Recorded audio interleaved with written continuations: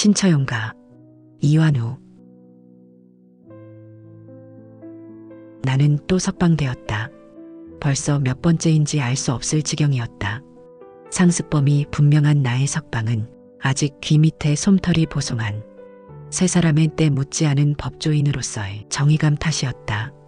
국선 변호사는 성실했으며 검사는 너그러웠고 판사는 공정했다. 이번에야말로 나는 쉽게 나올 수 없을 것으로 생각했다. 그러나 판사는 너무 쉽게 나의 석방을 명령하였다. 구속과 석방으로 이어지는 나의 이력은 그렇게 간단히 해결될 수 있는 일은 아니었다. 구치소 문을 나서면서 나는 혹시나 하는 마음으로 남편을 찾아본다. 그러나 지금까지 그랬던 것처럼 남편이 나를 기다릴 리는 없다. 새삼스러운 일이 아닌데도 나는 잠시 바람처럼 휘청거린다. 더 이상 나를 사랑하지 않는 남편. 남편에게는 내가 아주 잠시 필요했을 뿐이었고 이제 그 아주 잠시의 시간은 거의 끝이 나 있었던 것이다. 이제 어디로 가야 하는지 머릿속이 하얘져 아무것도 생각나지 않는다. 법에서조차 보호해주지 않는다면 내가 갈 수 있는 곳은 어디에도 없다. 아무 생각도 없이 나는 철 지난 허수아비처럼 그냥 제자리에 서 있는다. 구치소 담에 걸려있는 햇빛에 눈이 부시다. 벌써 저녁 무렵이다. 이렇게 의식의 정지 상태로 구치소 문 밖에 몇 시간째 서 있었던 모양이다. 다리가 후들거린다. 더 이상 서 있을 수가 없어 나는 근처 화단가에 주저앉는다. 내 이름이 뭐더라? 정지되었던 의식 상태가 아직도 정상적으로 기능하지 못하고 있다. 제 이름은 무하마드입니다. 내가 격리로 있던 회사에 첫 출근을 하던 날, 그는 어눌한 한국말로 자신을 소개했다. 산업연수생으로 한국에 왔다는 그는 몹시 긴장해 있었다. 그것이 그와의 첫 만남이었다. 그는 참으로 성실한 사람이었다. 가죽원단을 만들던 우리 회사에서 별다른 기술이 없어 1년 정도 허드렛 일을 하던 그는 눈치만 살피며 틈만 나면 꾀를 부리는 다른 사람들과 달리 자신의 일은 물론 남이 해야 할 일까지 도맡아서 처리하곤 하던 성실한 사람이었다. 그 결과 그는 다른 사람들이 2년 이상 하던 허드렛 일을 1년 만에 끝내고 곧바로 원단 처리 보조기사가 되었다. 원단 처리 보조기사라야 월급도 허드렛 일을 할 때와 차이가 없는 별것 아닌 자리였지만 원단 처리 기술을 배울 수 있다는 이점이 있었다. 원단 처리 기술만 터득하면 월급도 2배 이상 올라가고 무엇보다도 직장이 보장되었다. 그의 입장에서 보자면 원단 처리 기술을 터득한다는 것은 한국에서 안정적으로 머물 수 있는 증명서 같은 것이었으므로 원단 처리 보조기사 자리는 그 출발점이라 할 수 있었다. 원단 처리 보조기사가 되면서부터 그와 내가 마주치는 일이 늘어났다. 원단 처리 약품의 운반이나 약품 수요 파악 따위도 그의 몫이었으므로 장부 정리를 위하여 그와 나는 자연스럽게 가까워지고 있었다. 어느 날인가부터 그의 가족에게 월급을 송금하는 일도 내가 대신 해주게 되었다. 단순히 송금 일만을 대신해 준 것이 아니라 보내는 사람 명의도 어느 순간부터인가 내가 되었다. 회사 격리로서 어차피 일주일에 2~3번은 은행 출입을 하던 나였으므로 시간 내기가 쉽지 않은 그를 대신한 것에 불과했지만 생각하기에 따라서 그것은 참으로 해괴한 일일 수도 있었다. 남자의 집에 돈을 보내는 여자. 어쩌면 내 마음속에서는 우리의 인연이 운명이기를 바라고 있는지도 모를 일이었다. 어느새 햇빛이 걸려있던 구치소 다미의 방범등에 불이 들어와 있다. 정기적인 단위는 모르지만 얼마나 성능 좋은 방범등인지 그 높은 담이 아니라 해도 그곳을 지나쳐 탈출을 시도한다는 것 자체가 무모한 일이라는 것을 과시하기에 충분할 만큼 방범등의 불빛은 너무나 밝다. 눈부시다. 걸려있던 햇빛보다도 더 아니다. 어둡다.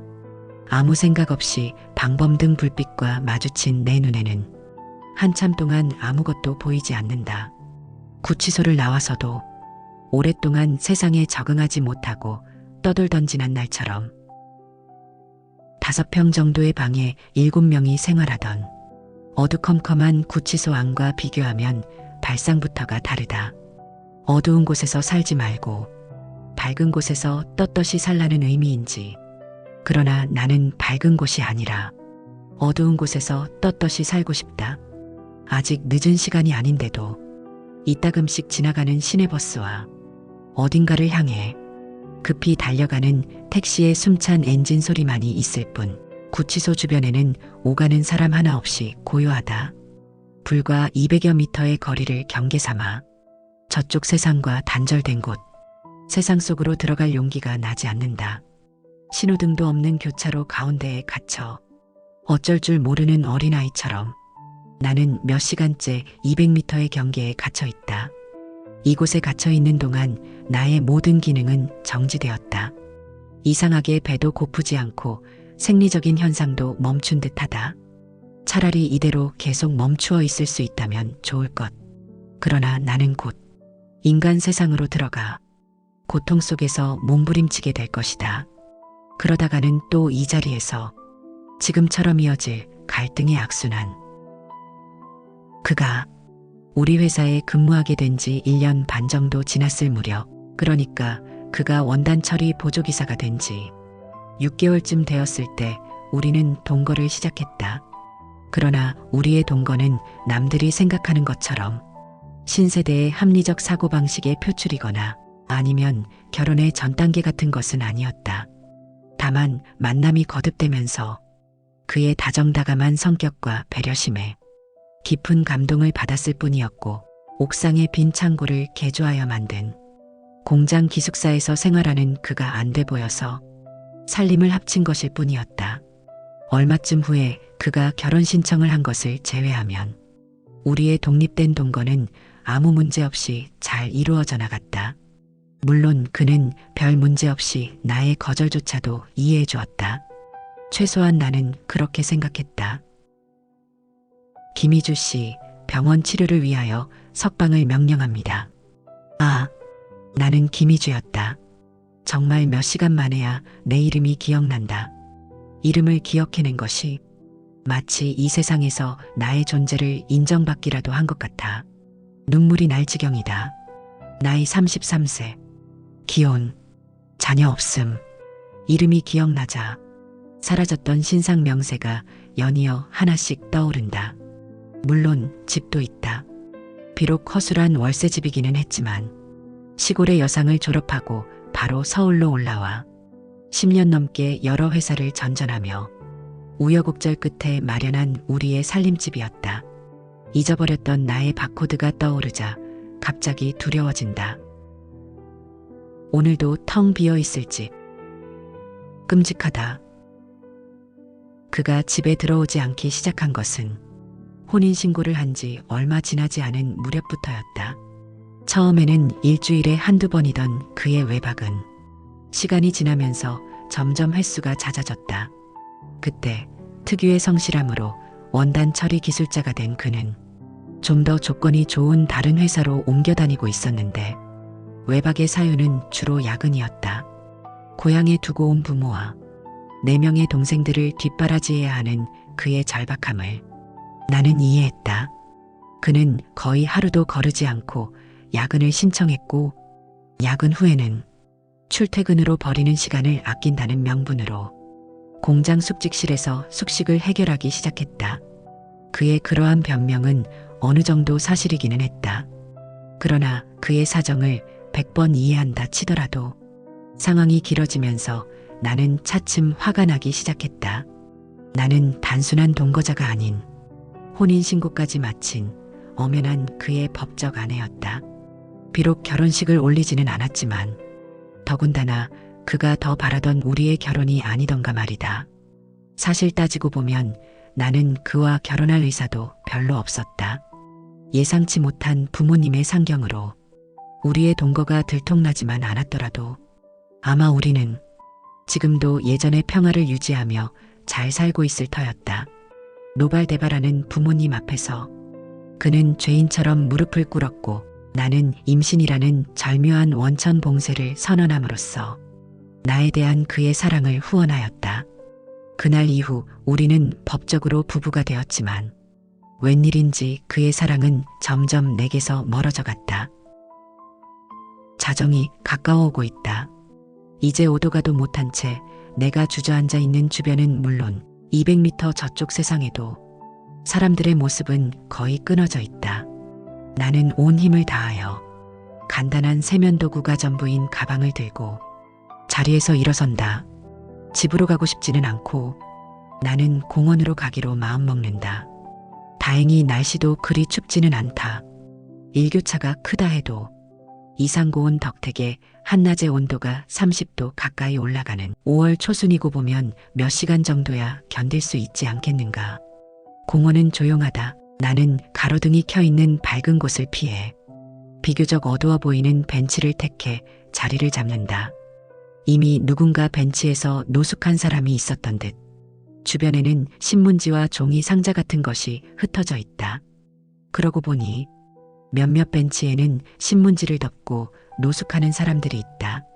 나도 그들처럼 종이 상자를 바닥에 깐 다음 신문지를 덮고 누워 잠을 청한다. 그러나 잠이 오지 않는다.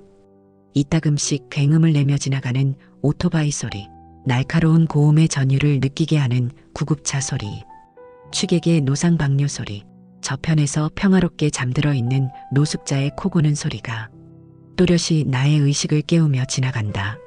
주변이 훤하게 밝아오고 있다. 나도 모르는 사이에 잠시 잠이 들었던 모양이다. 벌써 어디로 갔는지 노숙자들은 아무도 보이지 않는다. 특별한 일이 없었으므로 나는 한참을 더 게으름을 피운다. 그래도 일어나야지. 마치 할 일이 있는 사람 모양. 훅 벤치에서 일어나다 말고 나는 아랫배 쪽으로 싸늘하게 지나가는 통증에 숨을 멈춘다. 우려하던 일이 일어나고 있다는 증거이다.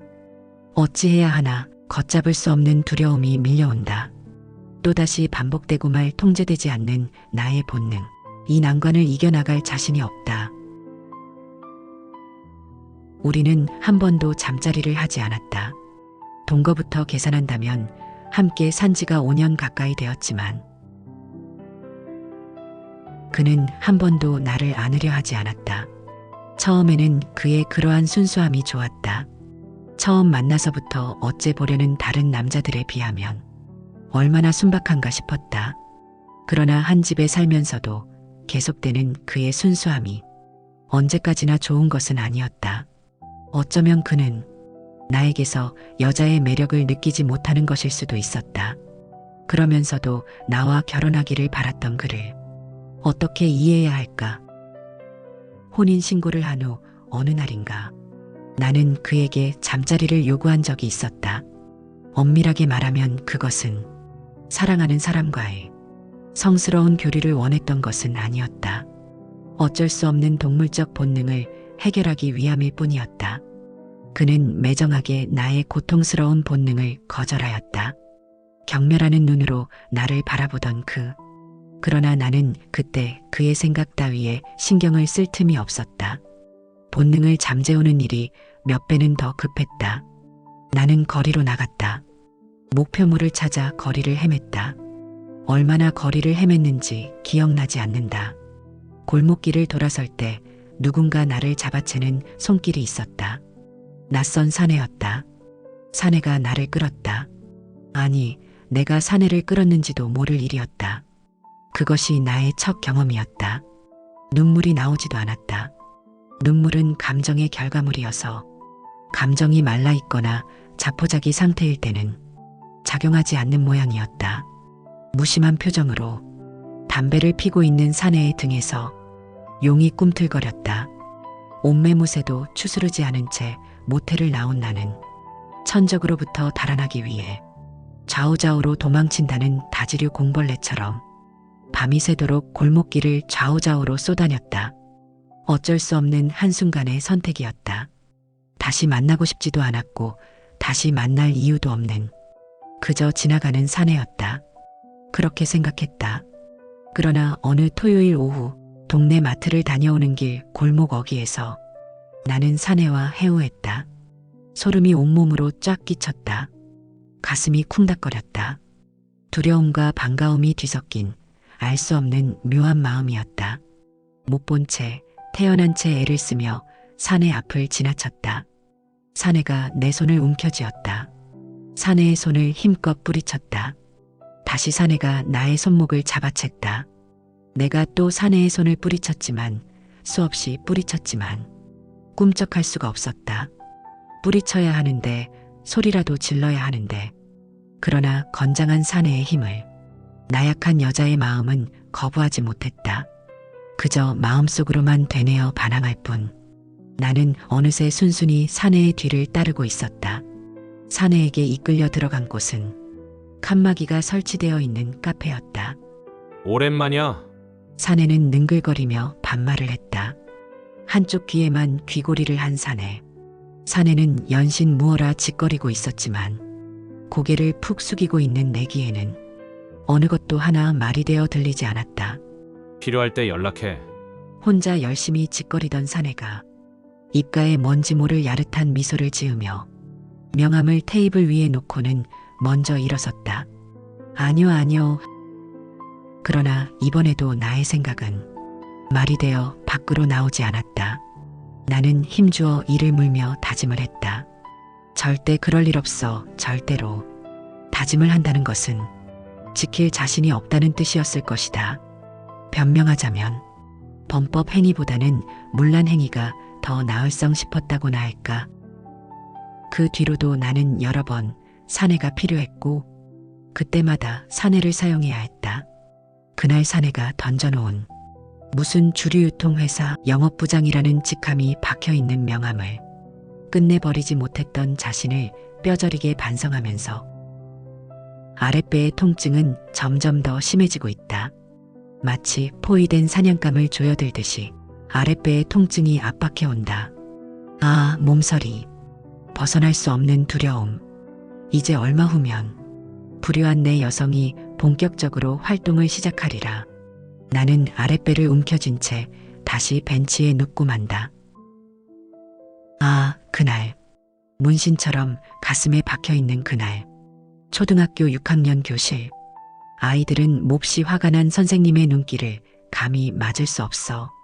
눈을 내리깐 채 선생님의 말씀대로 어서 빨리 자신의 죄를 뉘우칠 수 있는 용기를 가진 범인이 나타나 가위에 눌리던 긴 겨울밤 악몽 같은 상황에서 벗어날 수 있기를 간절히 기도하고 있었다. 그러나 진정한 용기니 선생님은 이미 알고 있으면서도 스스로 뉘우칠 기회를 주는 것이니 하는 따위의 순진한 말 몇 마디에 쉽사리 자신의 범행을 자수할 범인이라면 애초부터 방위성금으로 거둔 거금 2만 원을 반장의 주머니로부터 훔쳐낼 용기 또한 갖고 있지 않을 터였다. 더 이상 참을 수 없게 된 선생님은 드디어 범인을 직접 찾아내기 위해 모든 범죄는 얼굴에 나타나기 때문에 결코 속일 수 없다는 말과 함께 모두 눈을 감으라고 지시했다. 그 순간 마음이 약한 나는 이미 마음속에서 범인이 되었다. 아무 죄도 없으면서 왜 그리도 떨리던지 태어나려 노력하면 할수록 떨림은 점점 더 심해지더니 나중에는 눈에 띌 정도로 턱이 덜덜거리기까지 하였다. 남의 돈을 훔칠 용기도 없었지만 만약 범인으로 지목되면 변명할 용기도 내게는 없었다. 그저 선생님의 눈에 범인으로 띄지 않기를 간절히 기도할 뿐이었다. 떨고 있는 아이와 태어난 아이.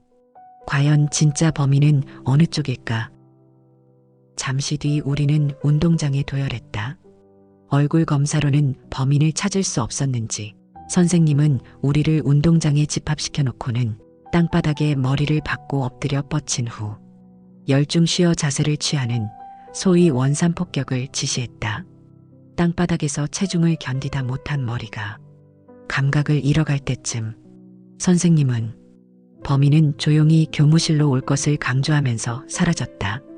우리가 받는 벌이 힘이 들면 들수록 아무 잘못도 없이 함께 고통을 받는 친구들에게 미안해진 범인이 스스로 선생님께 찾아가는 것으로 사건을 마무리 지으려는 선생님의 의도와는 달리 원산이 무슨 앞산이나 뒷산 아니면 먼 산 따위 중 어느 하나쯤에 속할 것이라 여기는 우리는 호랑이 같은 선생님의 감시의 눈길에서 벗어나자 교실 쪽을 바라보며 손을 땅에 짚기도 하고 혹은 무릎을 바닥에 대기도 하면서 키득거리고 있었다. 그러한 은밀한 유의가 우리 모두에게로 번져갈 때쯤 선생님은 무서운 얼굴로 다시 나타났다. 그리고는 우리에게 충분한 시간을 주었으며 자수를 통한 선처의 기회를 우리 스스로 포기했음을 주지시키면서 범인을 단죄하겠노라고 말했다. 혹시 선생님의 눈에 범인으로 비추어졌을까 조바심을 태우고 있던 나는 빨리 선생님의 입에서 범인이 지목되어 내 스스로가 씌워놓은 범인의 굴레에서 벗어날 순간만을 고대하고 있었다. 그러나 나의 기대와는 달리 처참하게도 선생님의 입에서 불린 범인은 바로 나였다. 비록 극도의 긴장감으로 떨고 있었던 것은 사실이지만 잃어버린 돈과 전혀 무관한 나는 잠시 정신을 수습하지 못한 채 멀거니 허공을 바라보며 서 있었다. 증거는 완벽했다. 우리가 운동장에서 벌을 받고 있던 시간에 선생님은 교실에서 책가방을 검사하였고 잃어버린 돈은 고스란히 내 책가방 속에 있었다고 한다. 더구나 선생님이 범인을 가려내기 위해 우리의 표정을 검사할 때 얼굴이 새파래져 땀을 질질 흘리고 있었던 것도 나뿐이었다. 변명의 여지도 없이 반 친구들이 수군거리며 지켜보는 가운데 고개를 숙인 채 나는 죄를 뉘우칠 수밖에 없었다. 왜 그리도 눈물이 흐르던지 그때 나는 훅 아랫배를 훑고 지나가는 통증을 느끼며 바닥에 주저앉고 말았다. 아름다워야 할 나의 유년은 그렇게 처참하게 끝이 났다. 죄책감과 수치심 속에서 한 달에 한 번씩 나는 악몽을 꾸어야 했다. 밤새도록 악몽으로 시달렸던 어느 날 몸살 기운까지 겹친 나는 하루 학교를 쉬었다. 오전 내내 누워있다가 오후가 되어 몸이 조금 나아진 나는 시간을 보내기가 지루해져 등교가 아니라 구경을 하기 위해 학교로 갔다. 그때는 마침 체육 시간이어서 아이들이 냇가로 나가고 있었다. 우리 학교는 시골이라 체육 시간에는 냇가에서 떼를 씻는다거나 고기를 잡는다거나 하는 따위로 시간을 메우는 것이 흔했다. 아무도 없는 교실, 완벽하게 비밀이 보장된 공간과 시간, 묘한 쾌감이 생겼다. 나도 모르는 사이 나는 맨 앞줄부터 책가방을 뒤지기 시작했다. 그것이 시작이었다. 한 달에 한 번씩 나는 무엇인가를 훔쳐야 했다. 범행 장소는 주로 학교였고 내용물 또한 지우개나 책받침, 연필 따위였다. 그러나 나는 그것들을 한 번도 사용하지 않음으로써 완전 범죄를 이루어냈다. 뿐만 아니었다. 나는 학교에 있는 동안에는 절대로 물건을 훔치지 않았다. 내 범죄는 방과 후 집에 갔다가 다시 학교로 되돌아와서 이루어졌다. 이러한 치밀함은 중학교와 고등학교로 이어져 6년 동안 단 한 차례도 발각되는 일이 없었다. 문제는 서울 생활을 시작하면서부터였다. 그때부터는 범행의 장소도 한정되지 않았을 뿐 아니라 대상 품목도 종류를 가리지 않게 되어 좀 더 위험에 노출되었던 것이다. 첫 사건은 백화점에서 일어났다. 서울로 올라온 직후의 일이었다. 서울 사정에 익숙지 못했던 나는 완벽하게 백화점 코너의 여직원을 따돌리고 15만 원짜리 목걸이를 취득하였다. 그러나 백화점 건물을 빠져나오기도 전에 내 범행은 들통이 나고 말았다. 백화점에 CCTV가 설치되어 있다는 것을 시골 출신인 내가 어찌 알았겠는가. 당연히 나는 그날 경찰서로 인계되었고 며칠을 구치소에서 지낸 다음 목걸이는 갖지도 못한 채 한 달 월급을 고스란히 합의금으로 치른 후에야 자유의 몸이 되었다. 물론 회사를 그만두는 데까도 치러야 했다. 그러나 그것은 비교적 쉬운 석방이었다. 어린 시절의 범행을 흉내낸 백화점 문방구 코너에서 두 번째 사건이 일어났을 때는 가중처벌이 되어 집행유예의 실형에 처해졌다. 훔친 물건의 액수도 훨씬 적었지만 국선 변호사는 무성의했고 검사는 날카로웠으며 판사는 고지식했다. 나는 또 회사를 옮겨야 했다. 그 이후에도 나의 범행은 중단되지 않았다. 대신 범행 장소가 바뀌었다. 백화점에서의 이딴 실패 후 나는 비교적 경비망이 허술한 동네 상점들을 범행의 대상으로 삼았다. 그렇다고 해서 전혀 뒤탈이 없었던 것은 아니었다. 몇 번 주인에게 발각되기도 했고 그때마다 얼마간의 합의금이 들어가기도 했으며 또 경찰서에 넘겨지기도 했다. 그러한 내 모습에 나도 치를 떨었다. 그를 만나던 무렵에도 예외는 아니었다. 정말이지 그에게는 나의 치명적인 모습을 보이고 싶지 않았다. 처음 얼마 동안은 그의 눈을 피할 수 있었으나 동거를 시작한 지 채 한 달도 되기 전에 나는 그를 동네 액세서리 상점으로 불러내야 했다. 그는 아무 말도 하지 않고 보증인이 되었고 내가 준 통장에서 합의금을 찾아왔다. 그 후에도 그가 나의 보증인이 되거나 은행을 다녀와야 하는 일은 종종 일어났다. 참혹한 나의 몰골을 그에게 보여주는 것은 견딜 수 없는 고통이었다. 가슴 졸이며 한 달을 살아가는 일에도 지쳤다. 모종의 결심을 할 수밖에 없었다. 그날이 오기 전에 나는 다시 백화점 귀금속 코너 앞에 서 있었다. 정상 참작이 되지 않도록 하려면 값비싼 물건이 좋을 터였다. 얼핏 보기에도 수백만 원은 좋게 나갈 것 같은 다이아몬드 반지를 선택했다. 그러고는 주저없이 어설프게 반지를 훔쳤다. 그것은 아무도 모르게 반지를 가방 속에 넣는 것보다 훨씬 더 쉬웠다. 모든 일은 계획대로 되어갔다. 상습적 절도. 계획대로 나는 완벽하게 걸려들었다. 7번째이시군요. 국선 변호사는 나의 범행이 상습적임을 지적하였다. 네. 얼마나 고통스러우십니까? 변호사의 의도를 파악하느라 잠시 머뭇거리던 나는 곧 나의 고통을 안다면 하고 희망을 걸었다. 도와주십시오. 물론입니다. 도저히 통제가 되지 않는 일입니까? 네라고 나는 대답하지 않았다. 다른 해결 방법은 없습니까? 이번에도 나는 대답하지 않았다.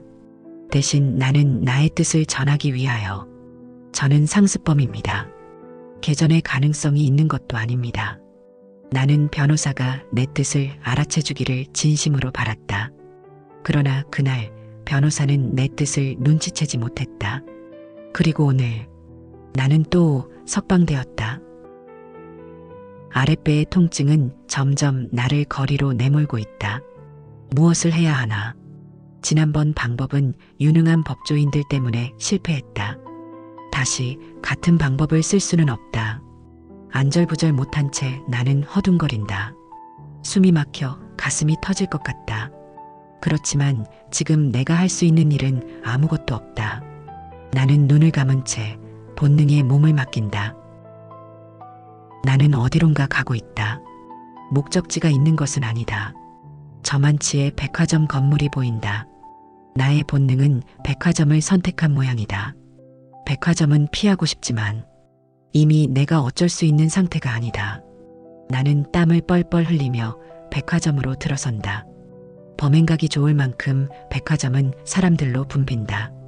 나는 숙달된 솜씨로 범행 장소를 물색한다. 부피가 작고 가격이 비싼 쪽부터 훑어본다. 오늘도 귀금속 코너에서 눈길이 멈춘다. 나는 주위를 둘러본다. 안 되겠다. 귀금속 코너는 이미 몇 번의 전과가 있는 곳이다. 더군다나 근처에는 청원 경찰이 2명이나 배치되어 있다. 다른 장소를 물색해야 한다. 밖으로 나가자. 에스컬레이터가 눈에 들어오지만 내 욕구를 충족하기에는 너무 느리다. 나는 이미 계단을 향해 뛰어가고 있다. 아, 남편이 보고 싶다. 그러나 그건 안 될 일이다. 남편은 나를 끔찍이 싫어한다. 남편이 머물고 있는 공장의 숙소를 절실한 마음으로 찾아간 적이 있었다. 그러나 몇 번이나 망설이다 겨우 용기를 내 찾아간 나에게 남편의 반응은 너무나 냉혹했다. 5평이 조금 넘어 보이는 공장의 숙직실, 벽 쪽 구석으로 놓여있는 잣대가 꼬질꼬질한 냄비와 그릇 몇 개, 전기밥솥, 전기쿠커가 찌든 남편의 삶을 말해주고 있었다. 며칠 만에 한꺼번에 빨래를 했는지 방을 가로질러 메어져 있는 줄에는 빨래도 가득 널려 있었다. 예고 없이 방문한 내가 그렇게도 미웠을까? 남편은 화부터 내었다. 그런 사람이 아니었는데 변한 남편의 모습에 나는 아무 말도 못했다.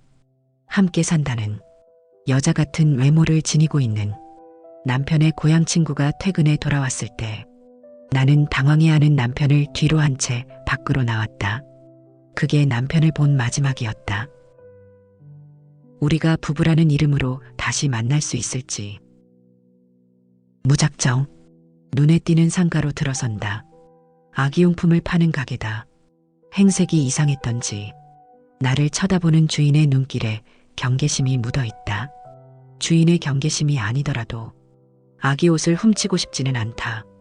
다시 밖으로 뛰쳐나온다. 마음이 조급하다. 빨리 다른 대상을 물색해야 한다. 발걸음에 힘을 주어본다. 그렇지만 속력이 더 빨라지지는 않는다. 길바닥에 풀썩 주저앉는다.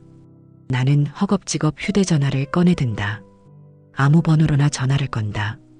어떻게든 이 위기를 넘겨야 하는데 숨이 목에까지 차오른다. 나는 온 힘을 다해 자리에서 일어나 집을 향하여 달리기 시작한다. 마음은 급한데 다리가 허공에서 허둥거린다. 자꾸 무릎이 바닥으로 꺾인다. 몇 번이나 무릎이 아스팔트 바닥에 부딪힌다. 무릎에서 피가 스며 나오고 있다. 그러나 가야 한다. 다시 힘을 내어 휘청휘청 집을 향하여 발길을 놀린다. 사람들이 흘금흘금 쳐다본다. 상관없다. 사람들의 시선 따위는 문제가 아니다. 어서 빨리 이 상황에서 벗어나야 한다. 집에 도착하자마자 현관문 앞에 무릎을 꿇은 채 나는 황급히 번호키 뚜껑을 연 다음 더듬더듬 번호를 맞추어 나간다. 그렇지만 번호를 맞추기가 쉽지 않다. 평상시에는 잘도 맞추던 수도 없이 열었던 문이건만 오늘은 번호를 맞출 수가 없다. 나는 다시 처음부터 번호를 맞추어 본다. 1초가 급한데 내 감각지수로는 100번도 더 시도한 끝에야 겨우 현관문이 열린다. 거실에 들어서자마자 나는 바닥에 널브러진다. 땀으로 범벅이 된 몸. 이제 마지막 힘을 내야 한다. 나는 마지막 남은 힘을 모두 모아 방으로 들어간 다음 서랍을 뒤져 오래전부터 준비해 두었지만 한 번도 사용해 보지 못했던 것을 꺼낸다. 수갑이다. 나는 수갑 2개를 식탁용 의자에 각각 채운 다음 반대쪽을 나의 양손에 채운다. 그런 다음 나는 의자에 묶인 2 손을 위로 뻗은 채 방바닥으로 누워버린다. 이것으로 해결될 수 있으면 좋겠다. 어지럽다. 꼼짝도 할 수가 없다. 정신이 어떡하다. 잠이 오는 것이면 좋으련만 모든 욕망이 사라질 때까지 깊은 잠을 자다가 깨어날 수 있으면 좋으련만. 얼마쯤이나 지났을까? 참을 수 없는 갈증에 눈을 뜬다. 사라지지 않은 욕망. 몸 전체를 파고드는 각각증. 갑자기 기침이 나기 시작한다. 아무리 참으려 해도 기침은 멈추지 않는다. 눈물이 나고 아랫배가 당겨올 때까지도 기침은 멈추지 않는다. 수갑이 채워져 있는 양손을 흔들어 본다. 양손이 움직일 때마다 연결되어 있는 의자가 덜그럭거린다. 계속 양손을 흔든다. 의자 하나가 쓰러진다. 나는 벌떡 일어나 문 쪽으로 내닫다가 바닥으로 넘어지고 만다. 양손에서 끌려오던 의자가 식탁에 걸린다. 있는 힘을 다해 양팔을 잡아당긴다. 나는 괴성을 지르며 양팔을 마구 흔들어댄다. 식탁이 쓰러진다. 쓰러진 식탁이 의자 위로 얹혀진다. 아예 옴짝달싹도 할 수가 없다.